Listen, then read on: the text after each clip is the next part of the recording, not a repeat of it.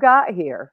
What brought you to being interested in the things that you are focusing on now? Sure. Thanks, Temple. I'm really honored to be here and connect with your audience, and I'm really also grateful for the opportunity to, discuss things with you today. Absolutely. It's a good question you bring up. What makes you alive? Being alive. I like that. I Hmm. think there's a lot that comes with a person feeling alive, vital, vibrant, passionate, excited, and my story in many ways, if that's what I think you're asking me to kind of start with, what brought me here, Hmm. why am I speaking about what at least the subjects we're going to wind up speaking about today.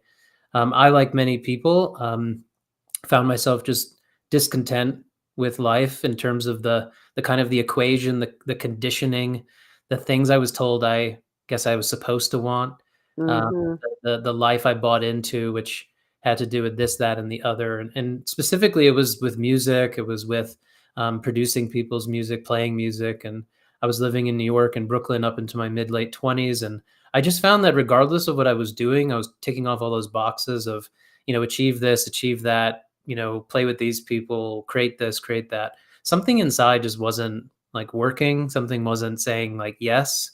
And that happened cycles upon cycles until I finally took that inner kind of message and call and said, I have to just change everything up. And I didn't know what deconstructing everything was going to look like, but it basically meant leaving the kind of familiar world I was in and going on that inner journey. And that started for me with meditation, and yoga. I was really following a lot of Eastern practices, a lot of Buddhism, Hmm. communities and things. And I get very hardcore into that question about who am I? What is this? I was really intrigued by enlightenment and awakening. These words were really intriguing to me.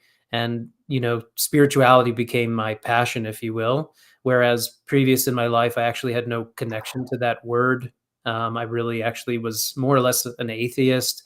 I followed kind of more of the materialist reductionist paradigm, very much part of like my family, a cultural lineage, specifically like through my father. And I think a lot of us inherit these kinds of things. And so that the whole world of spirituality is off my map. And I went on this inner journey.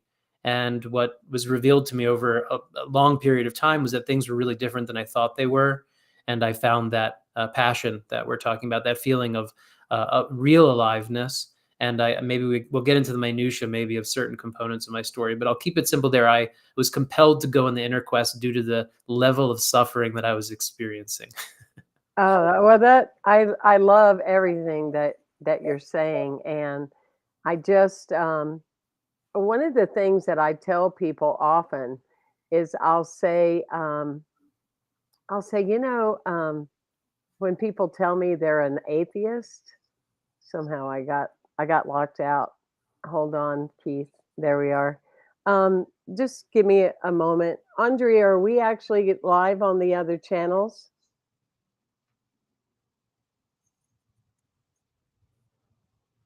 Andrea, are we Hear live on me? the other channels? We Oh, are.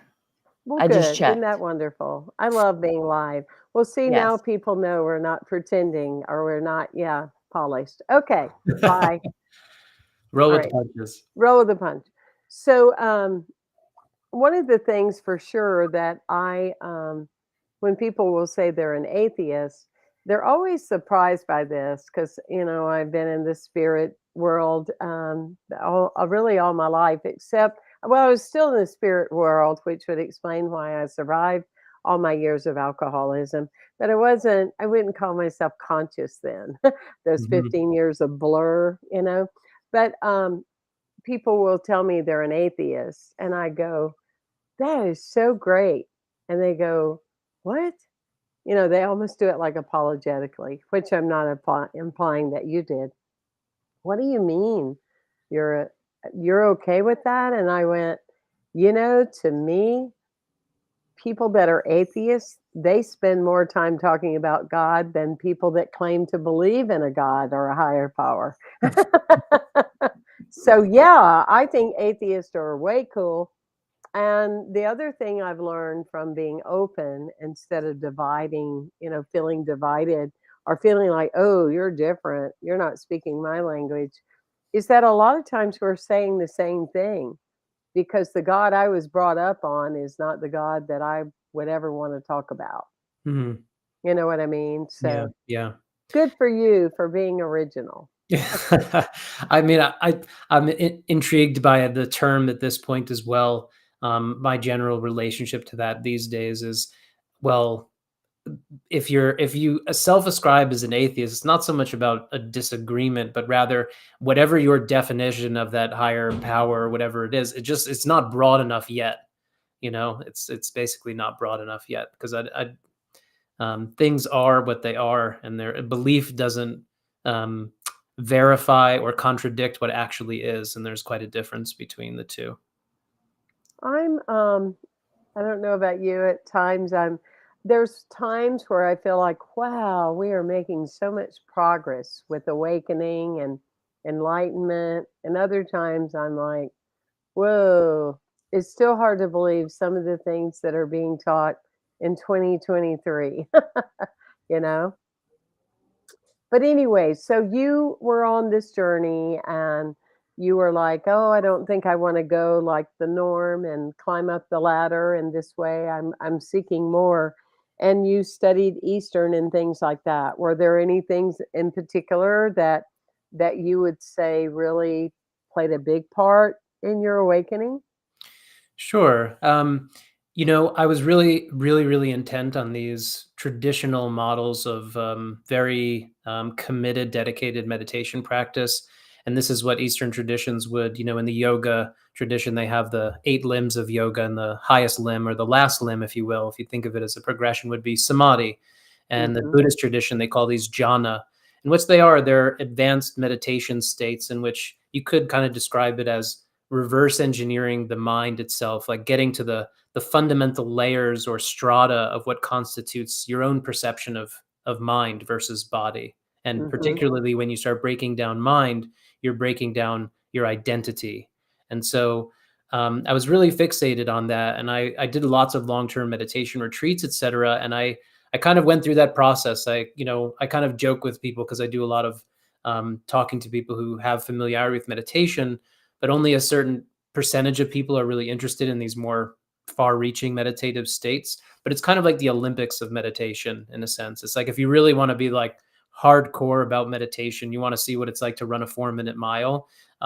You would develop the ability to access and understand what these states of consciousness are.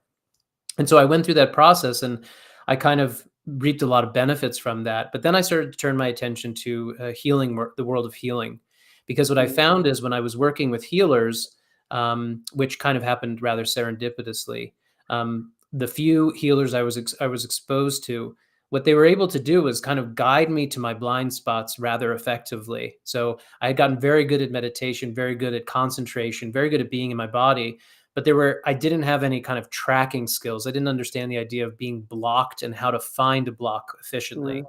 So healers basically taught me that, and I started studying healing modalities, starting with like craniosacral work and much more somatic oriented things.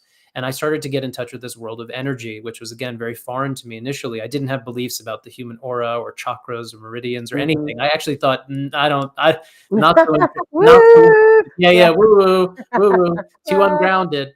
Mhm. So what started to happen though is, as I was doing a lot of somatic body work with people through the craniosacral paradigm, and I was living in Los Angeles at the time, I started to notice that the pain somebody'd have in their right hip would start to unravel, and it would go from a physical thing to an energetic, emotional one. And I started to develop an empathic resonance with people reliably, and just notice, oh, the body opens up, and then an emotion starts to arise, or memory starts to arise, or things like that.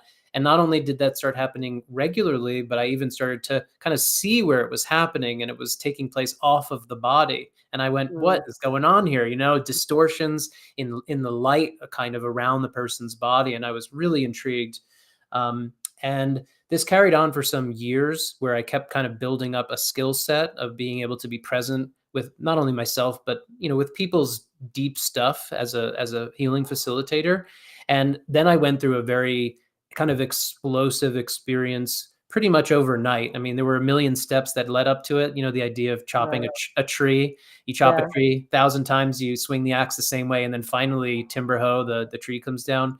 I had a very explosive experience, and overnight, basically, I was able to see my aura and other people's, and feel all the chakras in my body, feel the meridians through all the different channels, and it began like a different phase in my own experience, not only in the sense that I had a very significant transformation in my sense of self, but also my kind of my relationship with life and with people and with all the things I was doing was totally different. I was like, I had gone from, you know, an iPhone 1.0 to an iPhone 15, like kind of Mhm. overnight. There was so much data streaming in my every waking moment that when I put my hands on somebody, instead of it being, oh, physical tissue and then emotions and then thoughts and maybe images and things, I put my hands on somebody and all of a sudden it was like this multi-dimensional, you know, kind of roller coaster.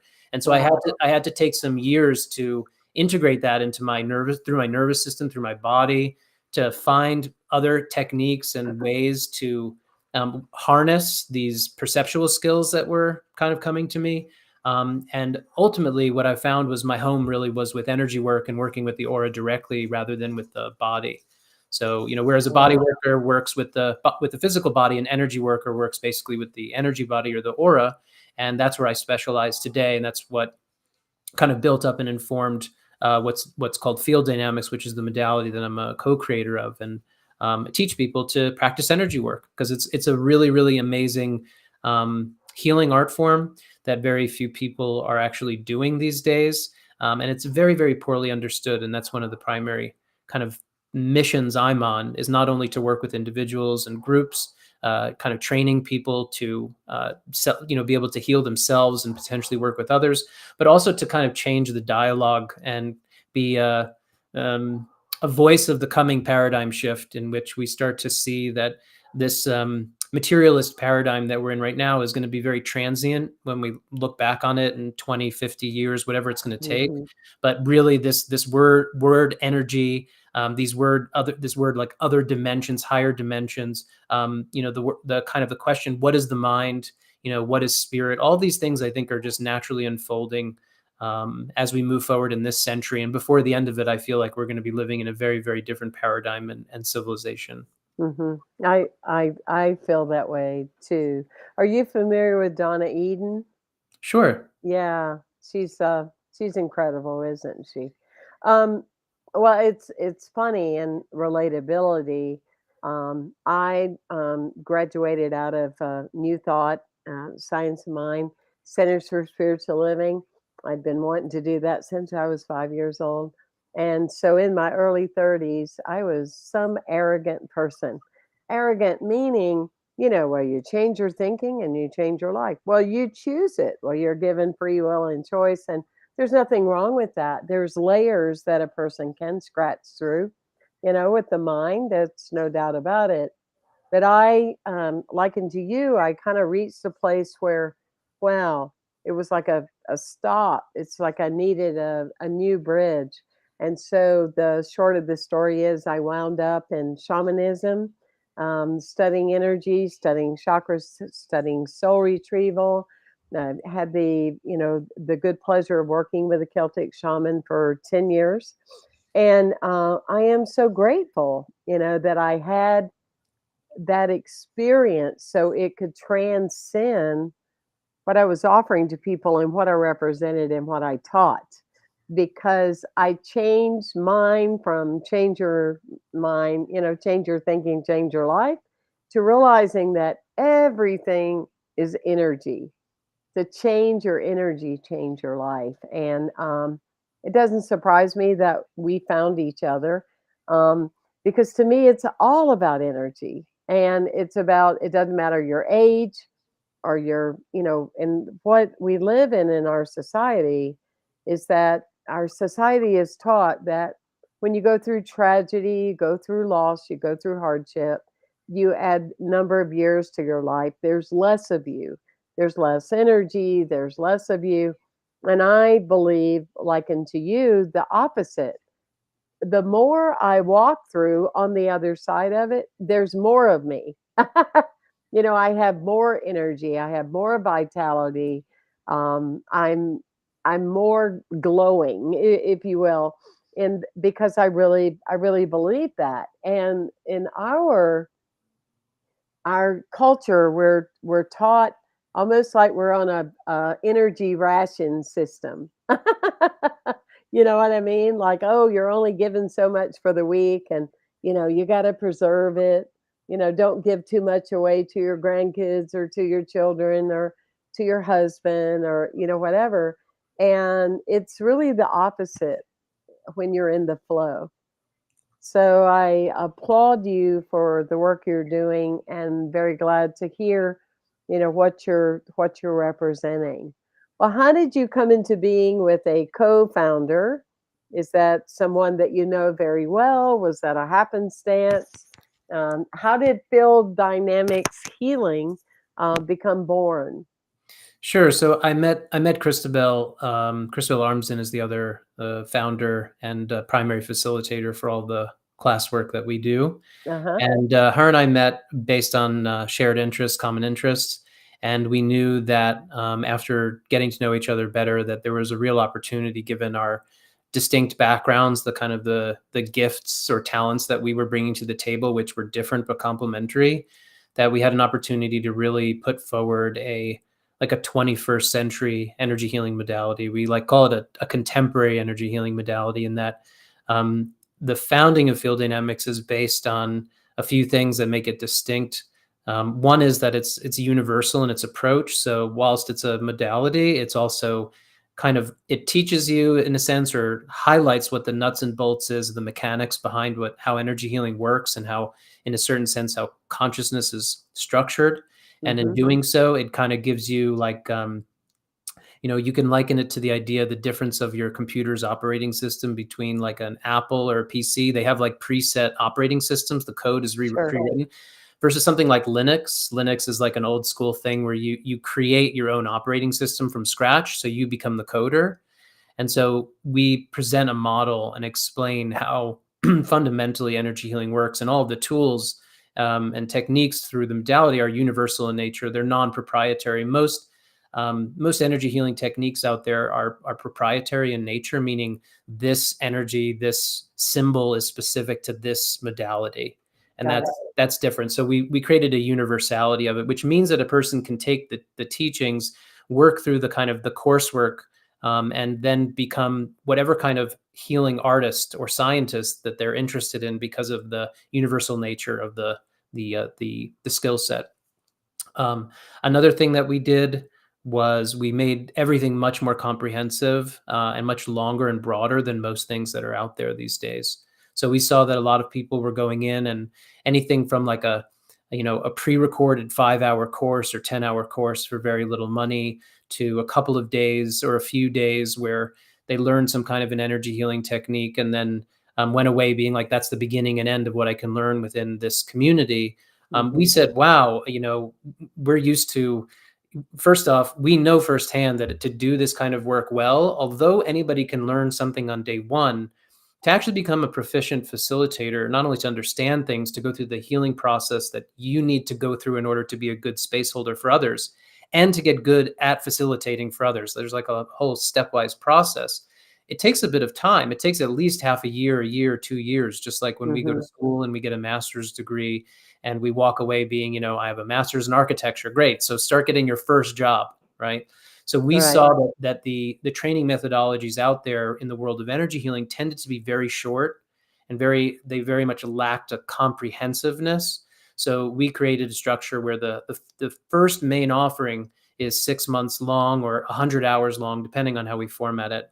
Mm-hmm. But in person, it's 24 days, which we're doing for the first time next year. But for the last Oh, wow. three years, we've been running it 6 months long, online, select weekends, and in doing so, people have time to, take a weekend, have kind of an intensive, immersive experience for a couple of days, learn a bunch of new stuff, transform a bunch in terms of the healing process, and then take some time off to self-practice, to do trades with other people, to integrate the material. and then come back. So that 6-month container as a primary, and then another 6 months, which is like the certification course and the advanced course, is more of the container that we saw as being more like what we were interested in as Mhm. attendees to the trainings that we saw. And again, in the world of energy healing, it's very disparate. There's like a lot of things that would kind of call themselves energy healing. I've come up with a term that's just, there's classical energy healing, and then there are other types of things. So for me, um, you know, energy healing is a broad umbrella these days. And you have things like look up energy healing online or something. Mhm. You'll see somebody say like, oh yeah, sound healing with crystal bowls is energy healing, and mantras are energy healing, and EFT tapping is energy healing, and Reiki is energy healing. And there's totally different approaches within all those things that I just said. They're all Totally over the different. map. I mean, They're not even anywhere on the they don't even go in the same catalog. It's uncanny how, relating we are today, and that, I've known you now, 21 minutes, but, my soul's known you many, many times, but I understand what you're saying, because I feel the same way towards, um, I knew Sandra Ingerman. I mean, she's still alive and well and all that. And it's not like we're best friends or anything, but I know her. And she's been on the show a couple of times. And I agree with her, like into what you're saying. People run around and they call themselves a shaman. And that's really inaccurate. A shaman is someone that's born into a tribe and has been handpicked. We can say that we're practitioners or we do shamanic healing, but I'm not a shaman. People call me a shaman, but I'm like, whoa, no, I'm a shamanic practitioner. I know the skills, but I studied for 10 years. And it really at times is discerning to me when I see people take one weekend workshop, you know, and then all of a sudden they're a shamanic practitioner specialist, and that's a little scary, because you're delving into people's soul. You have things come up in certain levels of soul retrieval that they're big stuff. You don't just send somebody away in their car. You know what I mean? So I totally feel you. I hear exactly what you're saying. And I think too, when we have, people do all this stuff, it's like it takes away from the value of what is possible. So my Mm, my hat goes off to you in that, you're making it more of a credential, more of a that and I won't work with people that are looking for the fast fix me trip. right. I just turn away. I go, there's plenty of things online for 15 minutes that you can become a specialist, but no, it's about depth, and that's what I hear from you. That's why, I mean, that's the container I feel that you hold is one of depth, that you're holding this, and the students that go through your program will wind up with that level of value that has a high, esteem in the field. So good for you. Good for you.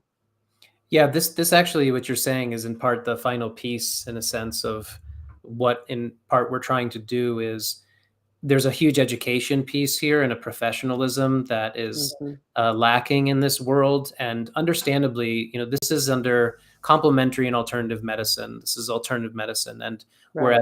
whereas allopathic medicine, being a surgeon or traditional doctor, psychiatrist, psychologist, are regulated in particular ways, there's this other slice called CAM, complementary and alternative medicine. And you have acupuncturists and chiropractors are in that category. Mhm. They have a certain kind of rigor in terms of having licensure, whereas everybody else is pretty much all over the map. So Yeah. you could be a this, a that, or the other. You could do something for a day and technically have some kind of a certification badge that says like, I'm this kind of an energy practitioner or something. And if Mhm. we compare that to saying, oh, I'm a healing facilitator, to somebody who spent 7 years going through a PhD, doctorate, residency, et cetera, what it does is it creates a very distorted and incongruent perspective from the public, especially from the skeptical public. And what it does is it kind of diminishes the seriousness with which alternative medicine actually functions. So one of the things we've done in founding Field Dynamics, and what we're trying to do best we can, is to have a professional program that stays as legal, as ethical, as professional as possible, because we see that as this paradigm shifts, because everything fundamentally that we're talking about, why do people not know what energy healing is in the first place? It's because there is an education piece missing.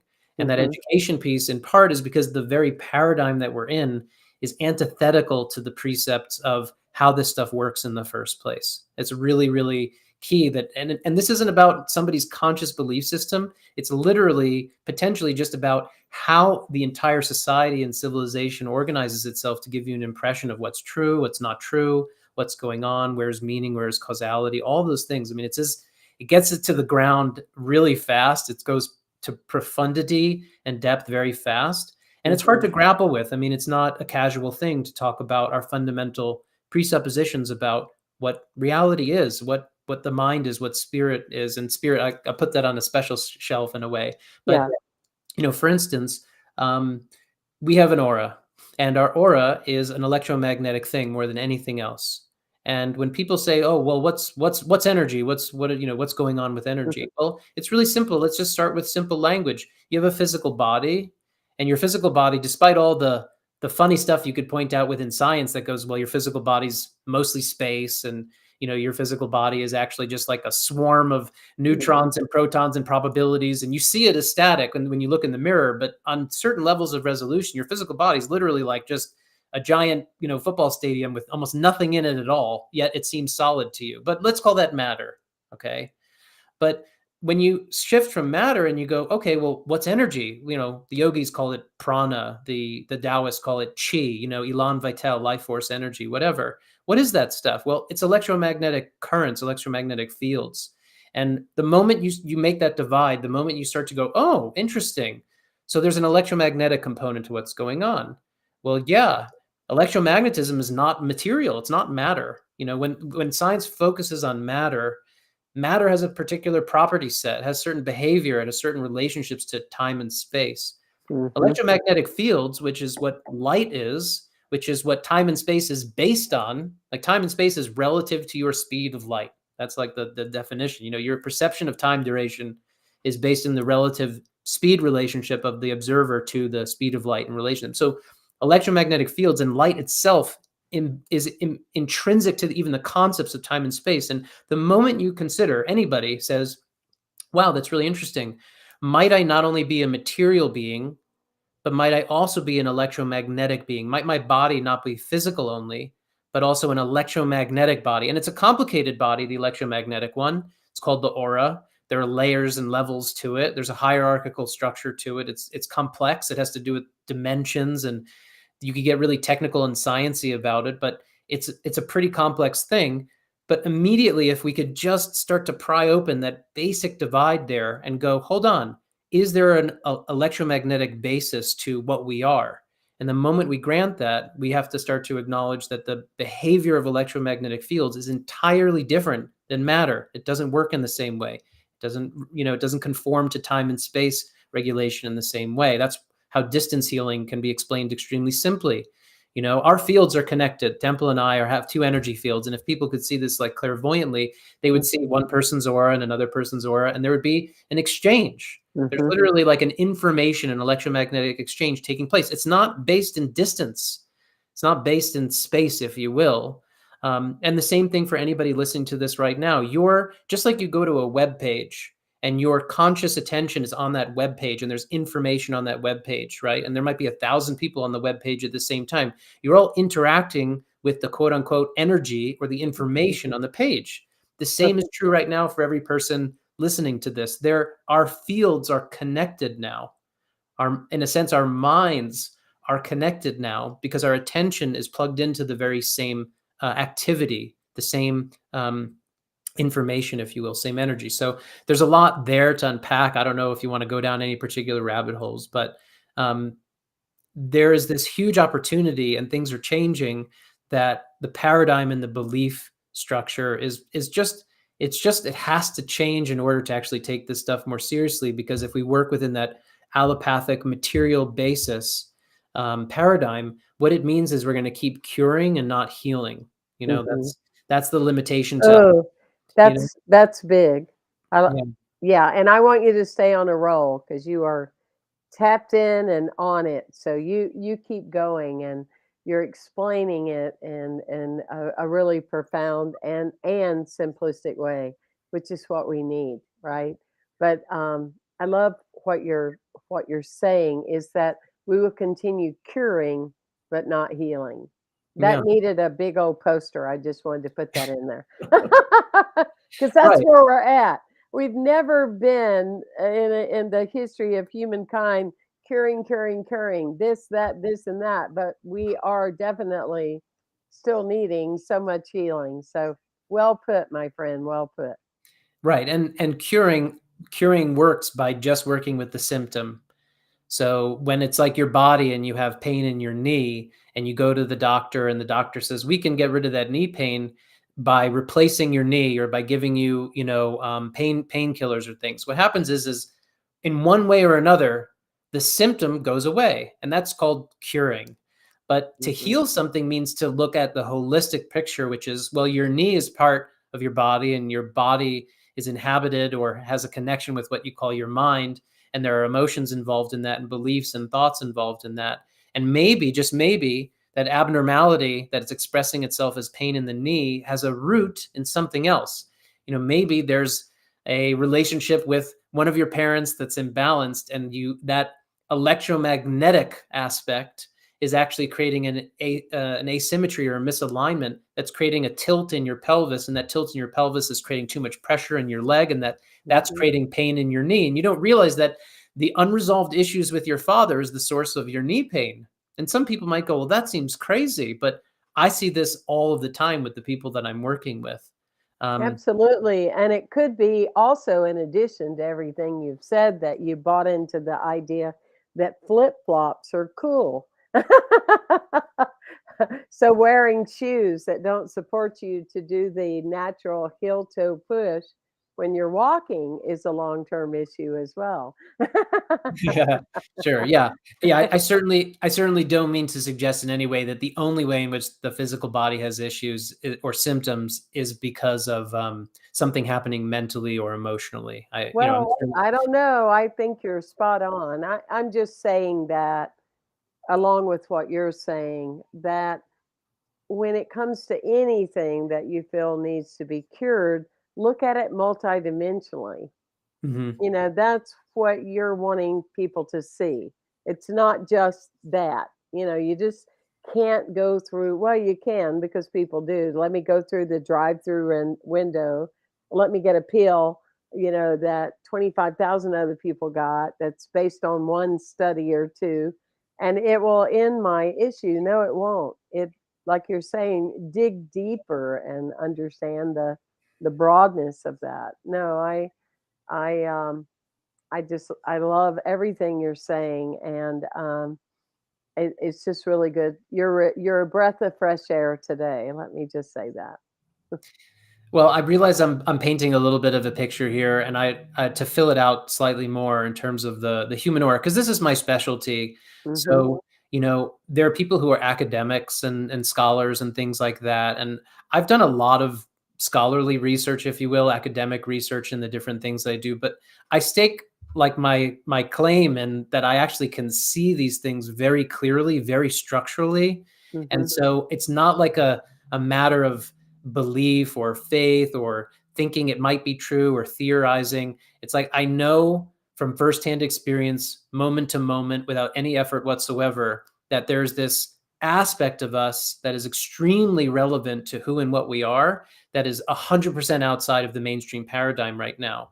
And so a primary thing is, for instance, that thoughts are actually things. Like this is a big principle Hmm. in energy work Hmm. and understanding what is the aura, because people, I'm establishing that it's an electromagnetic thing more than anything else. Some people will throw in plasma as being a big part of the aura, and there's a piece of that as well. But fundamentally, the big divide is about electromagnetism versus material. But Yes. then what does the aura contain? A person say, well, that's cool. Like, so I can imagine this energy field around a person, and it has kind of the shape of their body, and there are maybe colors in there, and maybe it's swirling and things like that. Sure, like, get a gestalt kind of popular notion of what it's like. But what is actually contained in there? Well, every time you think and every emotion you have has a structure in your field. So every thought, literally all of your thinking, has an objective existence in this electromagnetic domain. And when you have a thought form, right, that's what structures in your field. And then if you keep having particular kinds of, let's say, not so skillful thought forms, pernicious, negative, um, not things that you would like to necessarily be thinking, thoughts like, I'm not good enough, or that person's a terrible person, I hate them. When you keep having these kinds of thoughts, you create grooves in your field, and those grooves are such that your thinking patterns start to follow a certain pattern. And it Mhm. starts to happen unconsciously as well. And really dangerous is when it becomes so unconscious that it goes way in the background, and it basically filters through everything that you experience. You have certain kinds of extremely unconscious thought forms that are in the very background, so that all of your experience through the mind is being filtered through certain kinds of perspectives, if you will. So imagine this thought form recurrence over and over again. I keep having these particular thoughts. What happens in your field is it gets clogged up. It crystallizes. It becomes rigid. A shaman calls this like a soul fragmentation. An Yep. energy healer might call it an energy block or a distortion. A psychologist might call it an area of great repression or suppression or dissociation. It's where things are getting out of whack, and regardless of however you look at it, you go, something psychologically is not functioning well in that person. So with energy work and with the aura, what you're doing is you're directly going in and you're clearing these things. You could retrieve it to the power or the core of the soul, as the shamanic language would use. And shamanism and energy workers they're actually very, very overlapping in a lot of Mhm. skill set. A shaman might say something like, I'm going to traverse the different planes of consciousness in order to retrieve that which has been lost and then bring it back into your soul or into your core, something like that. Energy healers doing the exact same thing. This is what we're teaching people to do, to traverse the different levels of your field, which are dimensions or planes of consciousness, planes of reality, levels of identity, even frequency ranges within your field. There's a lot of things that they are at the same time.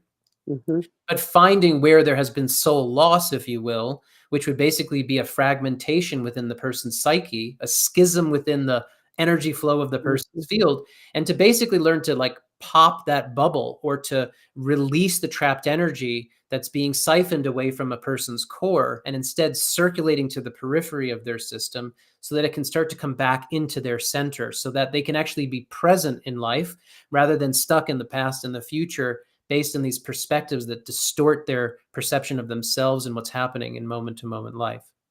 Mhm.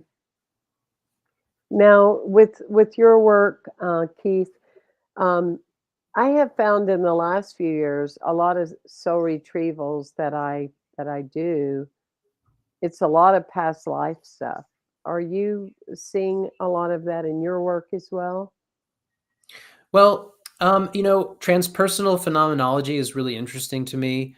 Once I had that really big opening take place that I described, where my perception just blew open, and it refined and changed over many years and continues to. But initially, about for 3 years after that, it was a full-time job of just keeping up with integrating things on my end and making sense of things. Right. What happened initially, within 6 months of that having happened, I started to have a lot of transpersonal memory. So I started having these just very strong experiences that often had a very large amount of emotional charge to them, in which I remembered myself as being other people in other life circumstances that made no sense to me whatsoever. Yet I was convinced I was that person in that lifetime. Wow. And, this is like, the heading of transpersonal Mhm. memory. And sometimes, it'd be called past lives. Sometimes people equate that to like literal reincarnation. And what I try and, pull back for a moment in this general subject is that the important thing to realize for people about transpersonal memory is that phenomenologically, it's very real and very true. There is a depth within everybody's psyche that is plugged into the identity of being other people. Now, that's not like a choice. That's not like oh, I believe it or I don't believe it. It's 100% true. You can go and study the work of literally hundreds of doctors who've done tens of thousands of case studies and clinical studies, especially in the 70s and 80s. There was a huge movement of this. People like Edith Fiore, people like Samuel Sagan. There's a lot of practitioners out there. You don't need to believe in past lives, though. You don't need to believe in reincarnation. Like sometimes people immediately, they hear past life and they go, oh, they're going into the woo-woo. They're going into these, these silly domains and things like that. What I try and stress with people is to realize the phenomenology is true, but the mechanism is up for grabs, let's say. Bring any belief system you want to the table. So you could believe in reincarnation, like you die in this life and you're born in another. You could believe in the collective mind. So like everybody is kind of like a Wi-Fi, in the field of the planet, and everybody's plugged into the memory of every single human that ever existed, and if you have access to that, when you go deep into the psyche, you're just going to start knocking up into other people's memories that have happened in other situations that are somehow resonant or relevant to you as an individual. That's a collective mind. Jung talked about this a little bit. You could also break it down to genetics. I think that's a really interesting place that's not really well known. Genetics is a science in its infancy. There's very, very little known about what our genetic code is at this point. And one thing's for sure, though, is that not only is it not well understood, but it has more information than we could possibly imagine. Like a thumb drive, like a USB stick the size of your thumb, filled with genetic code, is more information than all the recorded history of humankind. So your whole body's made of that. So amazing. So what is stored in your genetic code is way beyond science's understanding at all. And these first three examples I've given explain the phenomenology of remembering a past life, but they're quite literal. Like they're literal. You either reincarnated, right? You plugged into the collective mind, or it's just somehow through genetic memory or something like that. All of those are literally true, literal mechanistic transmissions. So those are all possibilities. Another one, which is not literal, is like symbolism or metaphor. And some of us have dreams where, sometimes we might not see ourselves as ourselves in a dream. And so you could think of past life memory as something purely metaphorical. Maybe something of a traumatic nature has happened, and the way a person needs to re-experience or re-engage with that trauma is that they see themselves through a kind of more allegorical, metaphorical, symbolic passage that enables them to accept or experience something that doesn't put themselves in the hot seat in terms of their identity. I would say that when you have past life memory, I've had quite a number of these kinds of recalls. It tends not to come across at all as metaphorical. It seems to be very literal and very personal. But nonetheless, at least it opens people up to those who are skeptical and that say, like, that stuff sounds ridiculous to me. But these are all these different mechanisms. What's important is that it's real. It's like it's real stuff. Does it come up much in the work that I do? I don't go looking for that with people. Let's say, number one, I don't go looking for it. Number two, we have tools in Field Dynamics where we do engage and access and teach people how to work with transpersonal domains. So we do have methodology for navigating that space. I tend to find that if it comes up organically, that's the best way for it to come out. I've shied away from like going after a past life versus a person's healing process brings them to that past life memory. And when it comes up organically, then it seems to have the most potency. Of course. So the people that are tuning in, either current time or later, what is the best way for them to, well, certainly we've been posting the website and how to reach you, but somebody's going, wow, I really want to study with them. What is the best way for them to go about that? Sure. So our website, as you mentioned, is fielddynamicshealing.com. And we offer these professional, comprehensive, long-form trainings as a primary. We call it the EHT 100, the Energy Healers Training 100 Hour, and that's kind of the flagship experience. We have one of those coming up in February of 2024, and that's 6 months and online. And we also have another one in person in April in Bali, and that's going to be our first time doing it in person. So those 100 hours in those 6 months is compressed into a 24-day experience where we're just going to be immersed in a group experience that whole time. So that's the EHT 100. And then we also do a 10-hour course, which is called Foundations, that enables people to get a sense of what it's like working with us as facilitators, what the field dynamics modality is like, to walk away with a bunch of great tools. And we do that as like a kind of a stepping stone foundational course. And people get a lot of value from that. It is something in and of itself. And it is, again, comparable to maybe the more normalized amount of time that people are investing in the world of energy healing.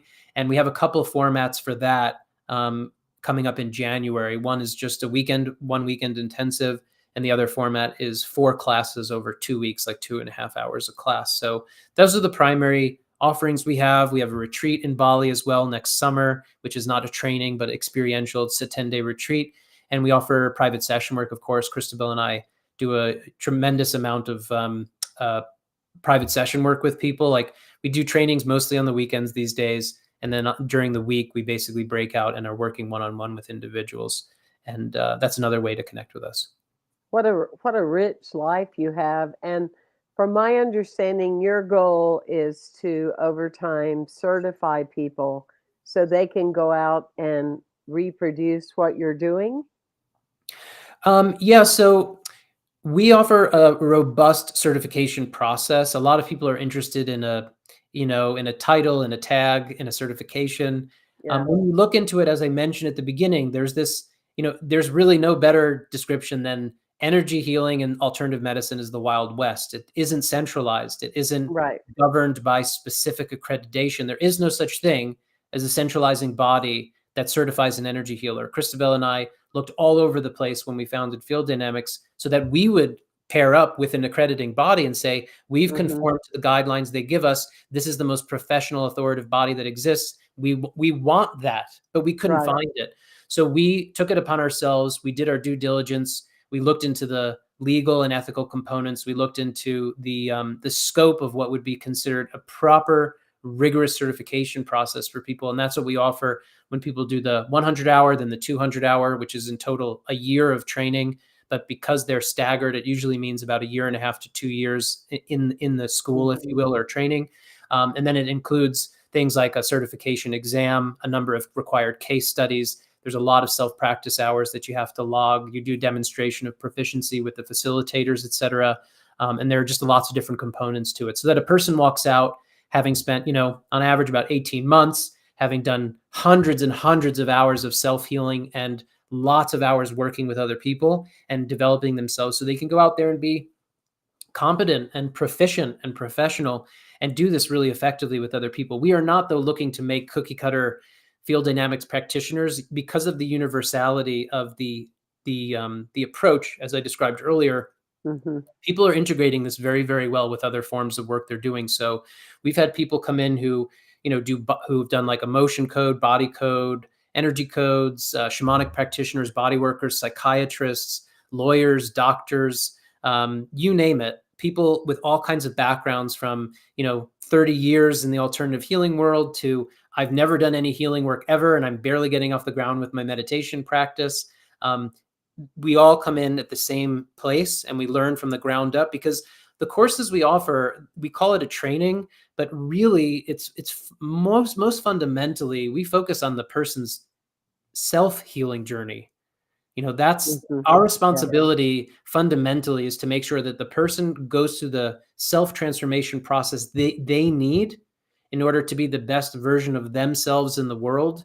And that's going to make them the best facilitator possible. All of that stuff is like the shiny wax on the outside of the car, so to speak. But we got to get to the nuts and bolts of like the engine and the quality of the oil running in there and stuff like that, So we're really, absolutely.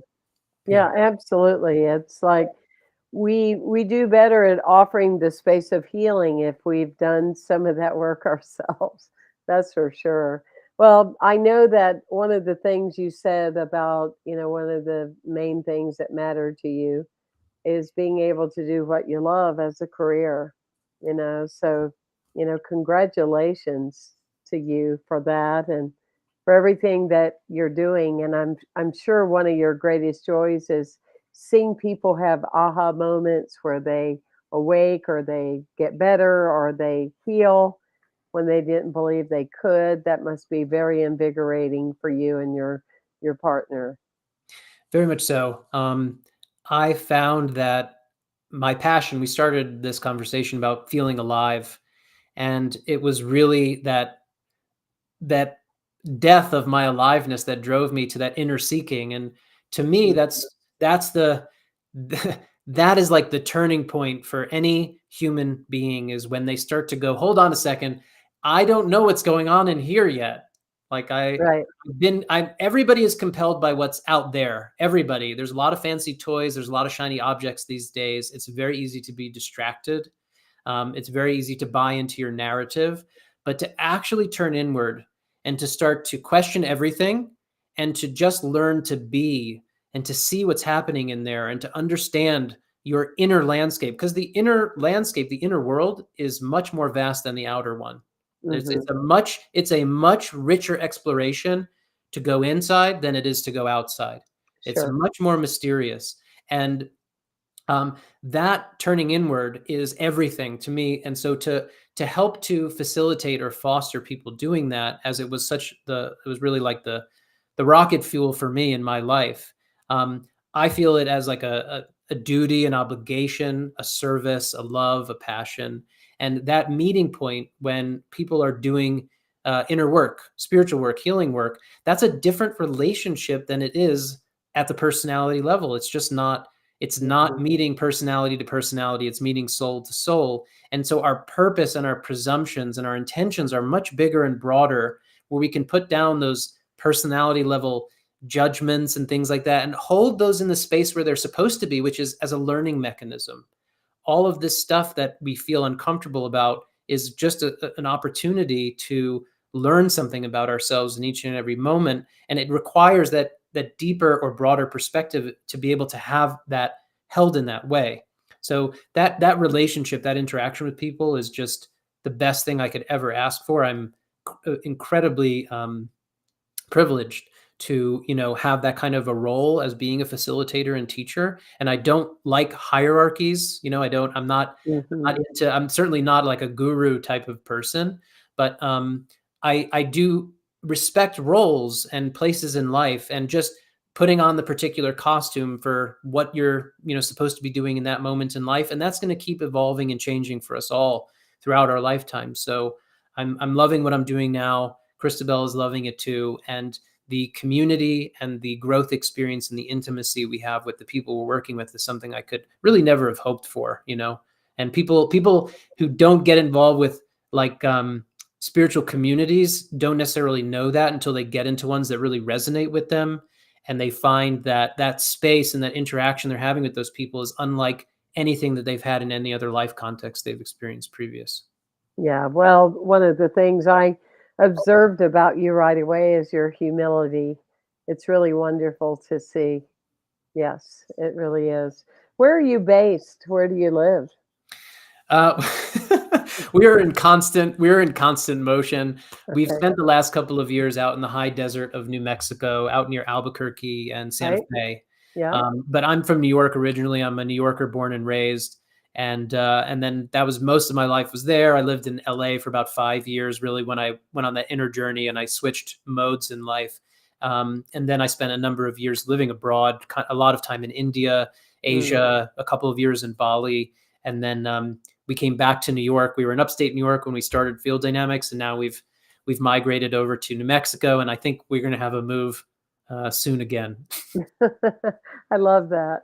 Well, I tell you, I just continue to know for you much success. And I want to thank you so much for, I love your mind and your heart. And I just hold for you just amazing, amazing opportunities with your field dynamics healing. And I want to thank you very, very much for being with me today and sharing your heart. Thank you, Temple. I really appreciate it. I love the format and just the opportunity to get to speak to you and to kind of commune in a familiar space. And I really do appreciate that opportunity. So thank you. It's been a pleasure. Thank you. Thank you so much. Keith Parker, everyone. And we put the information in, but be sure and go to fielddynamicshealing.com and read all about them and know more about energy healing.